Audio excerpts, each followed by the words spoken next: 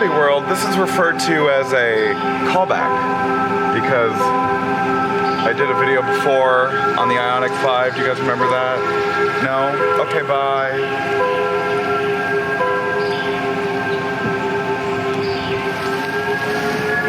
Welcome back to the channel.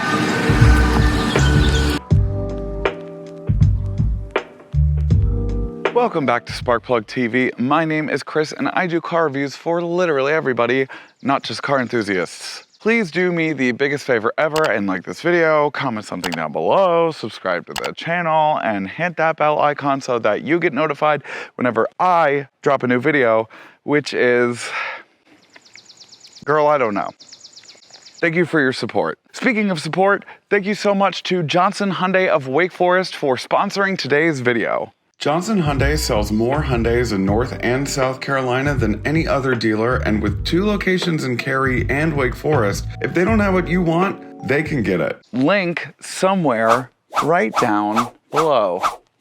Okay? There you go.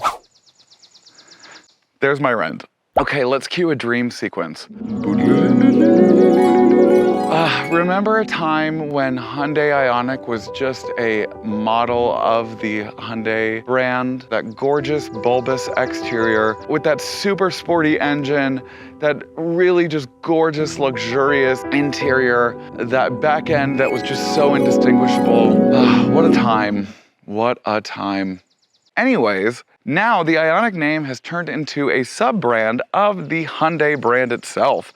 And as of last year, the Hyundai Ioniq 5 actually became the SUV, even though it's still kind of a hot hatch, of the year, according to many, many publications. And now we finally have the highly, highly anticipated 2023 Hyundai Ioniq 6 SEL all-wheel drive. At least highly anticipated for me, because I have been dying to get my hands on this thing. So wait a second, are you telling me that if there's sub-brands, does that mean that the main brand is the Dom brand? What's the safe word?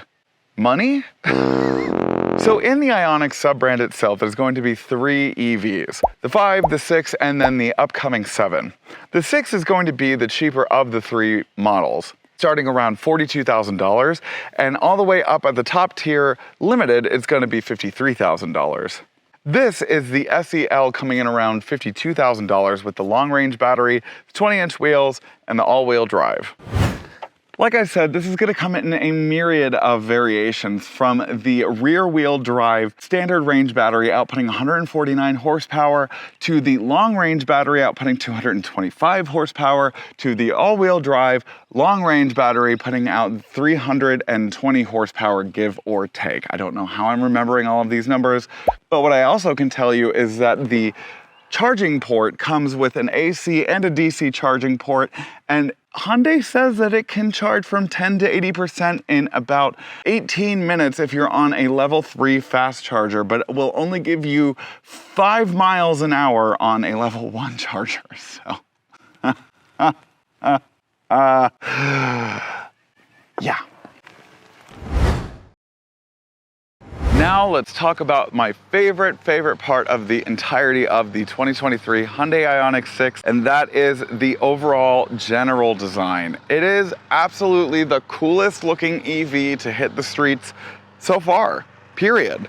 I mean, just from the fact that they've taken the Ioniq 6's iconic digitized pixelated pixels with the front LED daytime running lights, as well as you can see that they're underneath the LED headlamps. Underneath the adaptive cruise control sensor, it also follows suit with some more pixels.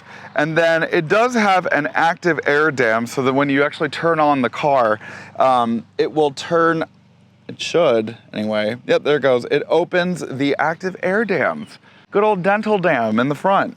I've never used a dental dam in my entire life. Those open up to cool the batteries and all that good stuff, but you know, the front end looks like a sexy clam, if that's even a thing, and it's a really great looking car on the front end. Speaking of the front end, if I could get her unlocked, we come to expect now that most EVs are going to have a front trunk, or a frunk as it's called, and well, I mean, seriously, what am I putting in that? Truly. So I don't really deem it that necessary to speak on the key fob in a lot of my videos because I don't think that they're really that worth mentioning. But I will mention in this video how absolutely adorable this key fob is, and the fact that it makes the shape of the Hyundai symbol on it is so freaking cute. I mean, not as cute as me, but no one can top that. Just kidding. Speaking of cute, or whatever you want to call it, the overall design of the back is probably my favorite part of the Ioniq 6 in general. I really love the two-tiered wing system that they've got going on. It's kind of giving like N vibes a little bit. It's giving very much racing, very much sports car. At first I thought that the top wing was a solar panel because the pixelization kind of looks like a solar panel, but it's not. So, waiting on that to happen. Sorry. Then you get down here and it's got the pixelization of the light bar all across the back with the tiny little hidden Ioniq logo on the back as well. Really like the way that that's designed and laid out. I really just like the way that the back end looks in general. It's got the pixelation on these reflectors back here. Of course, there is no tailpipe because EV. And then just the way that the whole clan shape looks mixed with the 20-inch wheels that might not be the most efficient, but are still pretty cool looking. And then the collapsible door handles that open and close when you walk up to the door and then walk away from the door. So I really love the fact that it is a automatic tailgate. The only problem is that it's 11 cubic feet. So you're not really fitting a whole lot of stuff in the back. Like at all, really. But I mean, at least it's bigger than that sorry excuse for a frunk up front. Let's go inside.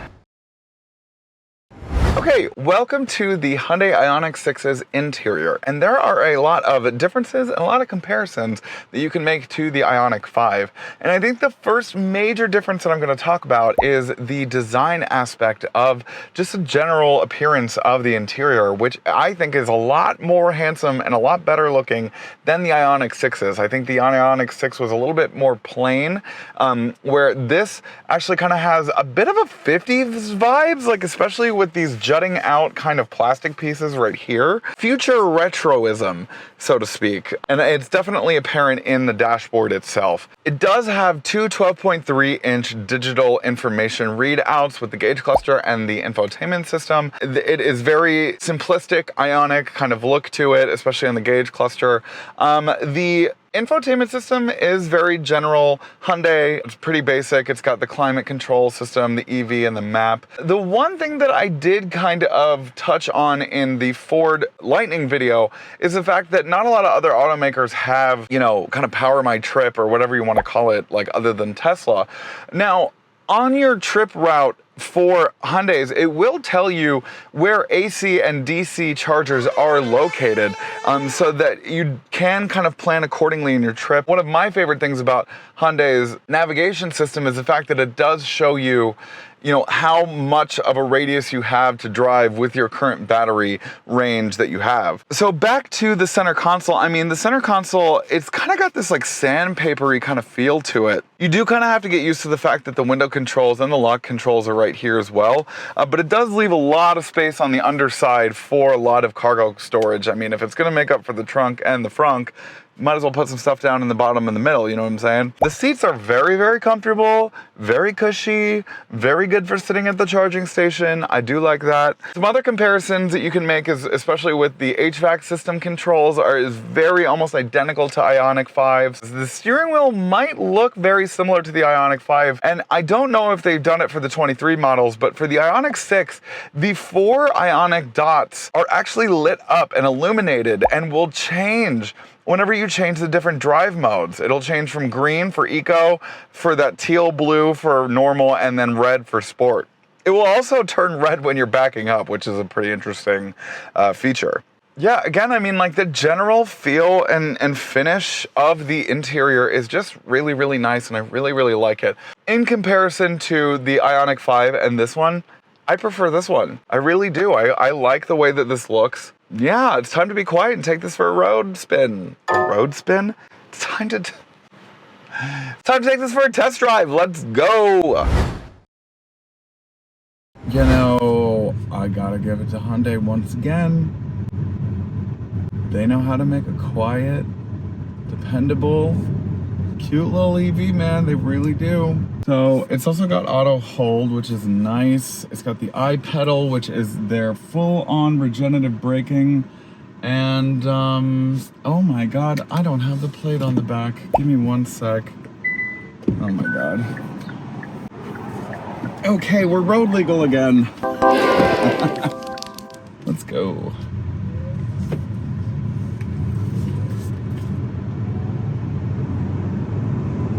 You know, quick, I mean, it might not be, you know, Tesla Model 3 dual motor quick or, you know, Tesla Model S plaid quick, but it's quick.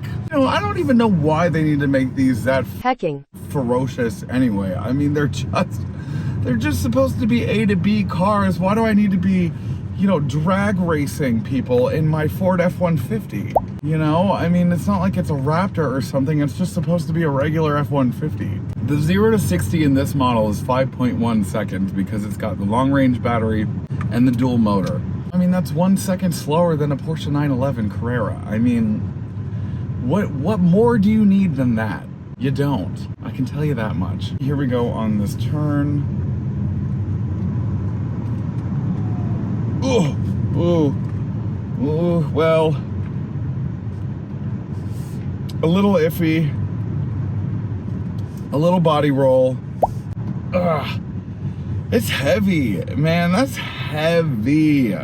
That was really not what I was expecting from, I was expecting it to handle the corner just a little bit better. That was not what I wanted to feel from that. Wow, okay. So about the suspension, I mean, the suspension is a good kind of middle ground between really, really firm and really, really soft. So it's like right in between those two extremes. It's like not that soft, but it's also not that crazy dynamic that you're like, you've got anime titties when you're going over bumps and stuff. All right, everyone, thank you guys so much for watching. Please don't forget to like, comment, subscribe. Hit that bell icon so that you get notified whenever I drop a new video, which is whenever. It really is whenever. Yeah, so I mean, like every car that I've ever done on my channel ever, got its pros and cons. And I will say, I will preface with the fact that I think I set the expectation very high for this car, in the sense that I was not expecting there to be any cons, which is unrealistic. I mean, first and foremost, the biggest pro is gotta be the battery range. I mean, especially the long range battery. It is a very, I mean, that's what these cars should be, is close to 300 some odd miles.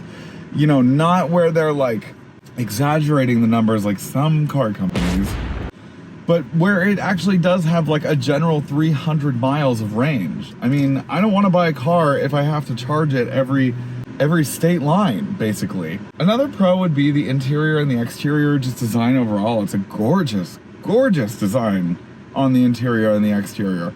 The only thing I kind of have like a raised eyebrow at is this very phallic shaped control stalks behind the steering wheel, especially the gear selector. They are questionable.